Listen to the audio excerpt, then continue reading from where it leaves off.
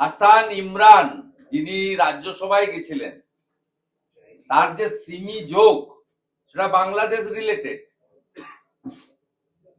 এই তথাকথিত বাবরি মসজিদের শিলান্যাসের আগে, নতুন দল গঠনের আগে 7 দিন বাংলাদেশে কাটিয়েছেন হুমায়ুন কবির। হুমায়ুন কবির বাবরি মসজিদের যে অর্থ সংগ্রহ করেছেন থ্রু আমাদের স্টেট ব্যাংক অফ ইন্ডিয়ার ব্যাংকের রেতে, তার 50% এর বেশি অর্থ বাংলাদেশ থেকে এসেছে।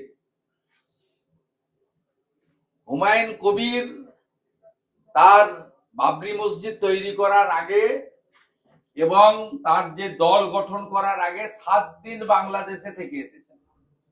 হুমায়ুন কবিরই বলতে পারবে। এবং হুমায়ুন কবির বাংলাদেশের জামাত, মমতা ব্যানার্জি সেতু। অতএব আপনারা যারা রাষ্ট্রবাদী আছেন, হিন্দুরা তো বটেই, রাষ্ট্রবাদী মুসলিমরাও এগিয়ে আসুন।